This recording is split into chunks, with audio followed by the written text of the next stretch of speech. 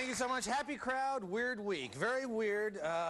The weirdness is just continuing around here this week. As you know, a coyote being chased by crows ran through downtown Seattle, went into the federal building, and ran into an elevator where it was sedated by listening to the Kenny G Christmas album that was coming through. There's the coyote there. You can see the eyes just beginning to glaze over there. And, you know, we thought we'd seen a lot of things here. The fact is we're no strangers to bizarre animal situation. We've got coyotes in the federal building. That's unusual. You remember we had alligators in Green Lake a few years ago. You remember that? Yeah, we all remember that. That was bizarre. And the most unbelievable of all, of course, is there's going to be Cougars in the Rose Bowl.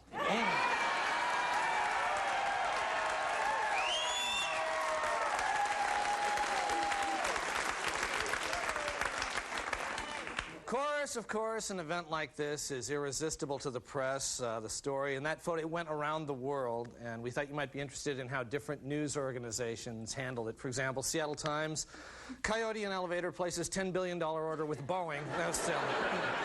The Stranger, gay coyote trapped in federal building. KOMO News, a coyote is found in the federal building, but first, what you don't know about gravy could kill you. KVI Radio. There's a conspiracy by the liberal government to discuss affirmative action with coyotes. Vegetarian Times. Mean humans cruelly trap coyote that wasn't hurting anybody.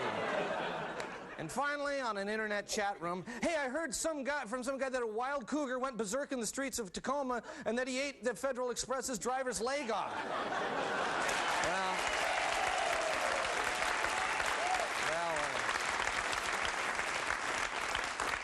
We wish the coyote well. They released it into the wilderness. Actually, I heard they released it in Bill Gates' yard. So he's going to have plenty of room to run around there. It'll be fine.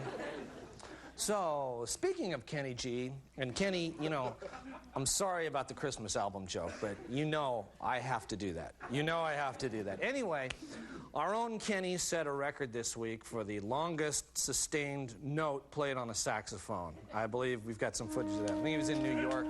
There, he did that. There he is, playing that.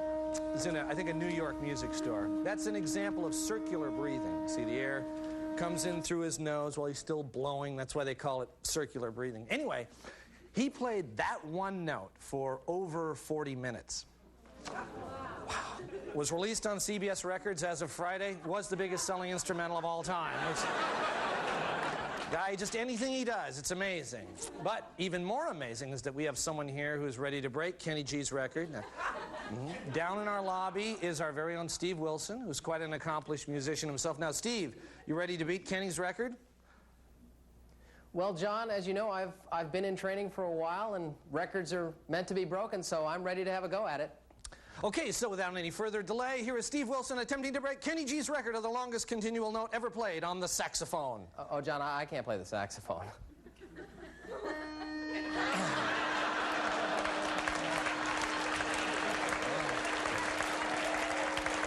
Well, okay. I don't know, a record's a record, I guess. Gosh, well, we'll check back with Steve later in the show. Gosh, that's exciting, isn't it?